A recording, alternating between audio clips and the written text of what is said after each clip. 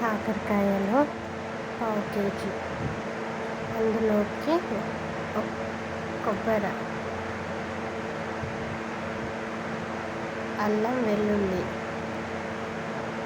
కొద్దిగా చింతపండు, పసుపు, ఉప్పు,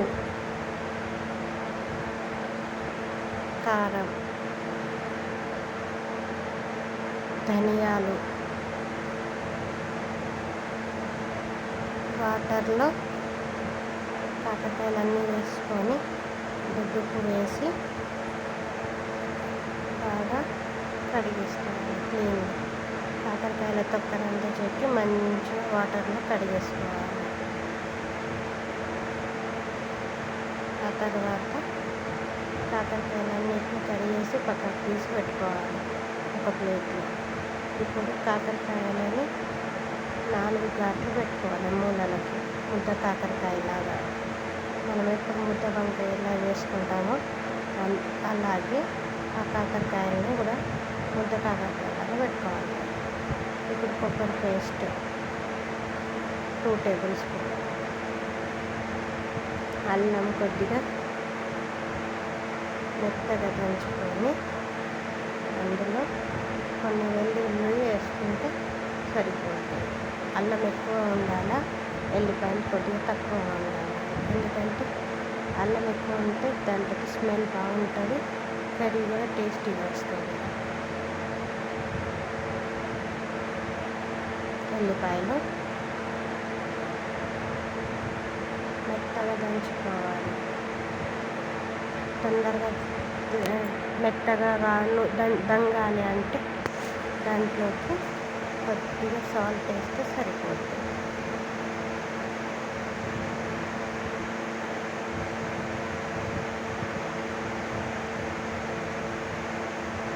చిటికెడు సాల్ట్ వేసుకుంటే సరిపోతుంది. దీంట్లోకి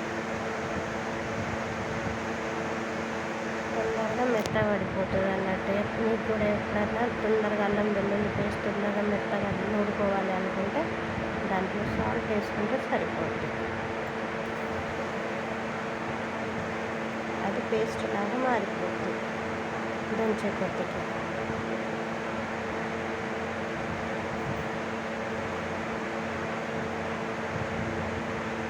ఇప్పుడు ఆ కొబ్బరిలో అల్లం వెల్లుల్లి paste 1 spoon,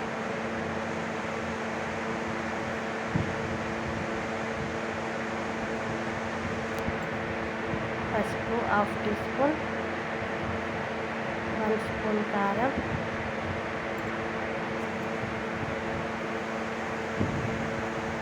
1/2 tea spoon salt, రుచికి సరిపడా సాల్ట్. దాన్ని మొత్తం మెత్తగా కలుపుకోవాలి. ఎందుకంటే మసాలా మొత్తం మిక్స్ కావాలి కాబట్టి కారం, ఉప్పు, పసుపు అనేది అల్లం వెల్లుల్లికి కొబ్బరికి మిక్స్ అయిపోవాలి. కొన్ని వాటర్ వేసుకోవాలి, లిక్విడ్ లాగా రావాలి మనకి పేస్ట్ అనేది.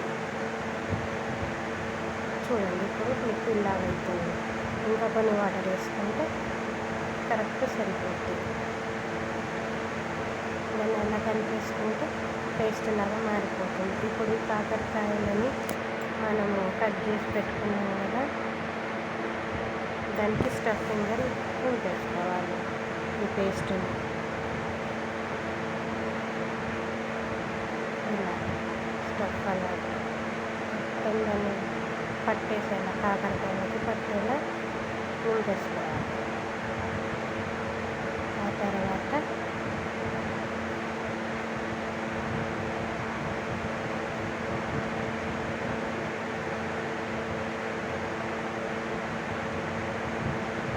సరిపోయేటట్టు మనం మసాలా చేసుకున్నాము, అన్నిటికీ సరిపోయేటట్టు నిండుగా పట్టేసాము పేస్ట్ అనేది. ఇప్పుడు పక్కన పెట్టేసుకోవాలి ప్లేట్ని. తర్వాతకి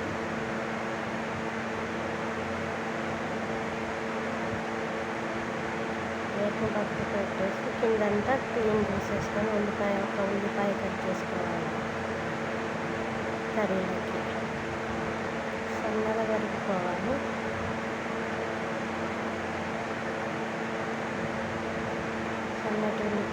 ఒకటి మీడియం సైజులో ఉల్లిపాయ అన్నట్టు. ఎక్కువ తీసుకుంటే క్వాంటిటీ బాగుండదు, తక్కువ తీసుకున్న క్వాంటిటీ చేదు అనేది మనకు వస్తుంది. అందుకే సరిపోయే రుచికి సరిపడా అన్నట్టుగా కాకరకాయకి సరిపోయేంతగా ఉల్లిపాయ తీసుకున్నాం, చిన్న మీడియం సైజులో. ఇప్పుడు కుక్కర్లో చేస్తున్న కర్రీ, ఎందుకంటే మనకి గ్యాస్ అనేది దొరకడం లేదు, అందువల్ల మేము కుక్కర్లోనే కర్రీ చేసుకుంటున్నాం, గ్యాస్ అనేది ఎక్కువ అయిపోకుండా.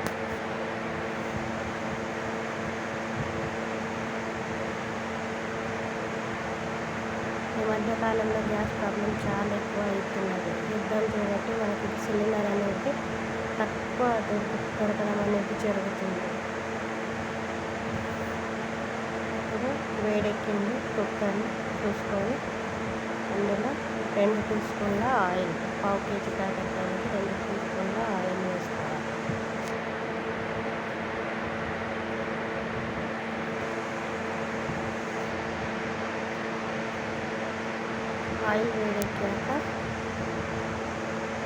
ఆయిల్ వేడెక్కిందో లేదో చూసుకోవాలి. వేడైన తర్వాత ఉల్లిపాయలు వేయించుకోవాలి.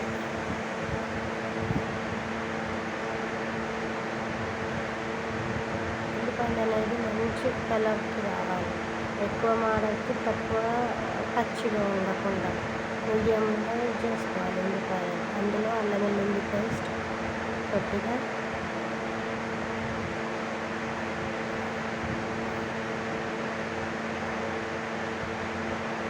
పచ్చి వాసన పోయేంత వరకు అల్లం వెల్లుల్లి పేస్ట్ అనేది వేయించుకోవాలి. అందులో 1/2 టీ స్పూన్ పసుపు వేసుకున్నామండి.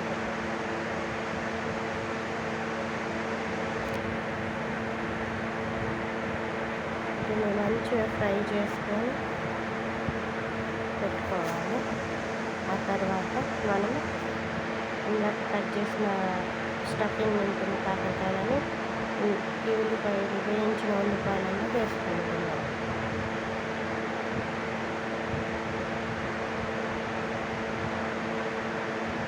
చిన్నగా పెట్టుకోవాలా, మాడిపోతుంది మొత్తం కర్రీ అనేది. ఎందుకంటే మనకు టేస్ట్ అనేది కొద్దిగా కూడా లేకుండా మనకి ఓన్లీ ఆయిల్లో ఫ్రై అయ్యేటట్టు చూసుకోవాలి. ఎందుకంటే కింద మొత్తం అడుగంటేస్తుంది, కుక్కర్ మాడిపోయే అవకాశం ఉంటుంది. కాబట్టి చిన్న లో ఫ్లేమ్లో పెట్టుకొని ఫ్రై చేసుకోవాలి కాకరకాయలు అనేది. 5 మినిట్స్ ఫ్రై చేసుకోండి.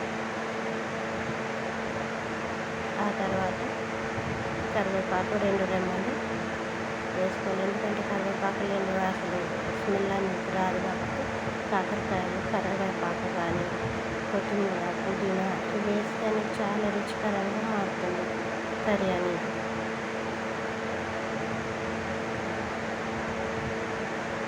ఇప్పుడు దాన్ని మొత్తం కలిపేసుకున్నాం కదా, కాకరకాయలను వేసుకొని ఆయిల్లో కొద్దిసేపు ఫ్రై అవ్వాలి. ఇందులో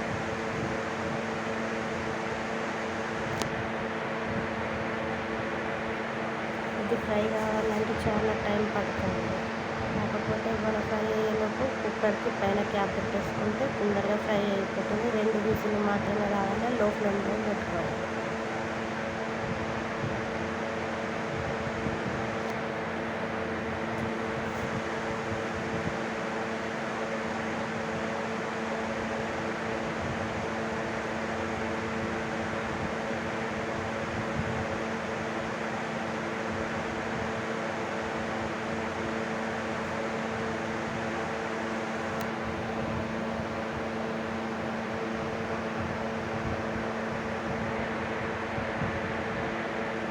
Please subscribe to my channel Nita Yadav Vlogs. Subscribe to my channel, please.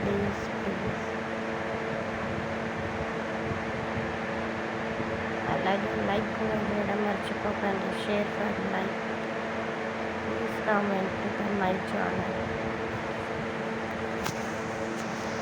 Curry ఎలా ఉందో కామెంట్లో కూడా చెప్పండి. మళ్ళీ మీకు ఏదైనా కర్రీ కావాలంటే కూడా చెప్తే నేను చేసి చూపిస్తాను.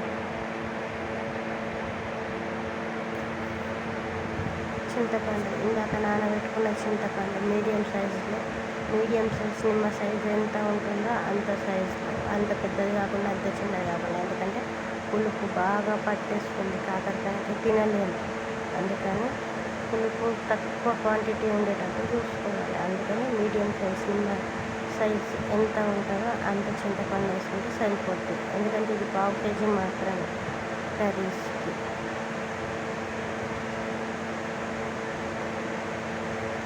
నానబెట్టుకొని పెట్టేసుకోవాలి ముందుగా. మళ్ళీ దాన్ని మెత్తగా నొప్పేసుకొని దాన్ని వాటర్ మాత్రమే తీసుకోవాలి. ఇప్పుడు విజిల్ వచ్చేసింది కదా, 2 విజిల్లు వచ్చేసినాయి. తర్వాత క్యాప్ ఓపెన్ చేసుకొని పెట్టుకోవాలి 2 విజిల్ రాగానే. Please subscribe to my channel Neeta world vlogs.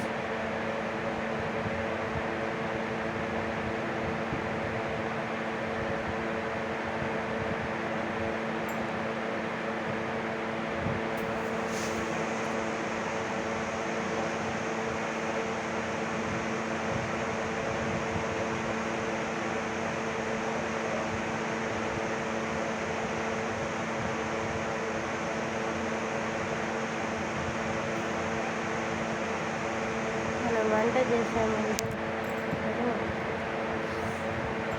గాలి ఇప్పకుండా కుక్కర్ది పైన ఉన్న క్యాప్ని ఓపెన్ చేసుకుంటే ఆ గాలి మొత్తం కుక్కర్ని నిండిపోయి పేలే ఛాన్సెస్ చాలా ఎక్కువగా ఉంటాయి.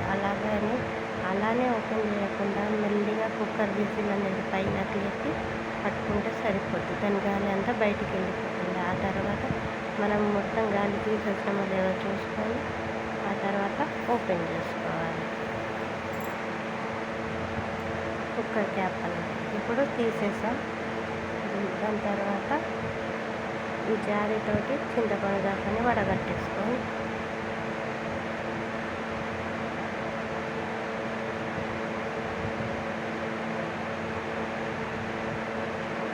చింతపండు రసాన్ని వడగట్టేసాము. పక్కకు పెట్టేసుకుందాము. దాన్ని పక్కకు పెట్టేసి ఆ తర్వాత స్టవ్ వెలిగించుకోవాలి. చింతపండు రసాన్ని పోసుకున్నామో తర్వాత ఇప్పుడు ఆ చింతపండు రసం మంచిగా ఆ కాకరకాయలు ఉడకాలి. అందులో కర్రీ మాత్రం బాగా టేస్టీగా ఉంటుంది. ఇప్పుడు విజిల్ పెట్టేసుకున్నాం. మళ్ళీ ఇప్పట్లాగే మళ్ళీ ఒక 2 విజిల్ వస్తే సరిపోతుంది. 2 ఒకటి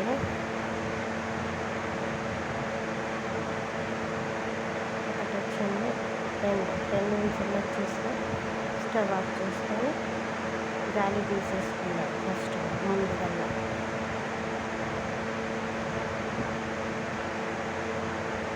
కుక్కర్లో గాలి మొత్తం పోయే వరకు ఆగాలి. అలానే ఓపెన్ చేస్తే పేలే ఛాన్సెస్ ఉంటాయి.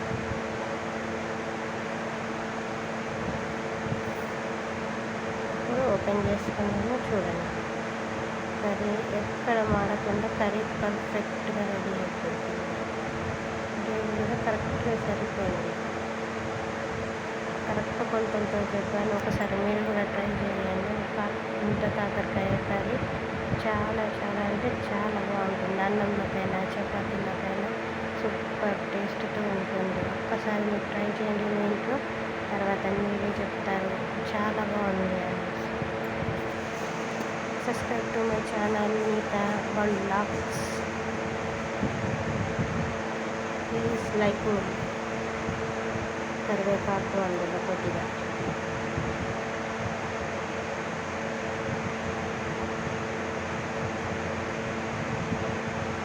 కొత్తిమీర పుదీనా సన్నగా తరిగేసుకొని ఆ కర్రీలో వేసేసుకోవాలి లాస్ట్గా. తర్వాత అటు ఇటు కలిపేసుకొని పులుసు మంచిగా ఉడికిపోయింది కూడా. చూడండి కర్రీ ఎంత బాగా వచ్చింది. ధనియాల పొడి 1 స్పూన్ వేసేసుకొని బాగా కలిపేసుకొని స్టవ్ ఆఫ్ చేసుకుంటే సరిపోతుంది. స్టవ్ ఆఫ్ చేసేసుకున్న తర్వాత ఈ కర్రీని మొత్తం ఒక చిన్న గిన్నెలోకి తీసేసుకున్నాం.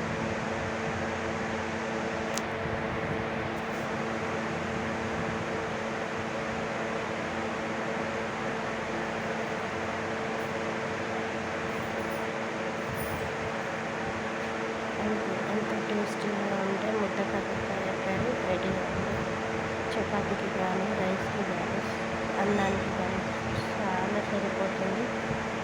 చాలా టేస్టీగా ఉంటుంది. మీరు కూడా తప్పకుండా ట్రై చేయండి.